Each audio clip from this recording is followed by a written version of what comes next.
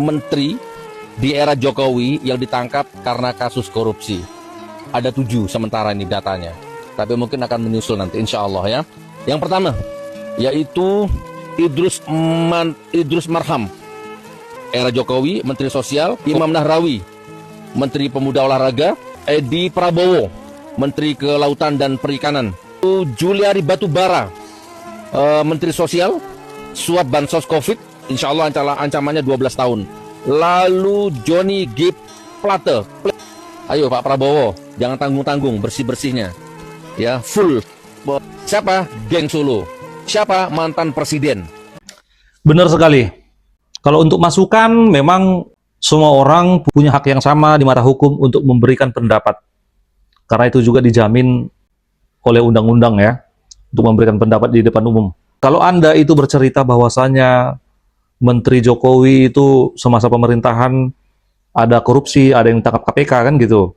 Anda sebutkan namanya satu-satu tadi, dan Anda menganggap itu adalah gambaran dari seorang Pak Jokowi juga. Berarti bagaimana lagi kalau presidennya kan gitu. Jadi Anda juga meminta untuk Pak Prabowo menangkap presiden ke-7. Oke, Anda tidak menyebutkan nama, Anda bilang kan gitu. Kita bisa bilang bahwasanya Bapak ini memberikan pendapat dasarnya apa? Perlu dipertanyakan, kenapa hanya presiden ke-7? Kenapa tidak ikut dengan presiden ke-6, presiden ke-5, presiden ke-4, ke-3, 2, 1? Kenapa kita nggak perlu memeriksa presiden-presiden itu juga? Bahkan, bukan berarti di presiden ke-6 itu, menteri-menterinya tidak ada yang korupsi. Bahkan kalau kita bilang, Pak Jokowi itu bukan ketua partai. Pak Jokowi itu hanya seorang presiden, dan yang korupsi Bapak bilang itu adalah menteri-menterinya. Sedangkan di presiden ke-6, presidennya siapa? Yang korupsi menteri-menterinya, terus itu siapa? Terus partainya partai apa? Presiden ke-6 itu bukan hanya seorang presiden, tapi juga dia adalah ketua partai yang mana ada beberapa dari anggota partainya itu yang juga ditangkap karena ketahuan korupsi.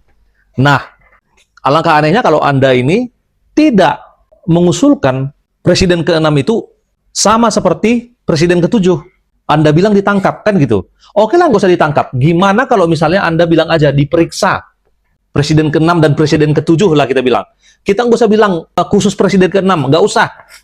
Cukup Anda bilang coba presiden ke-6 dan presiden ke-7, langsung rangkap gitu kan.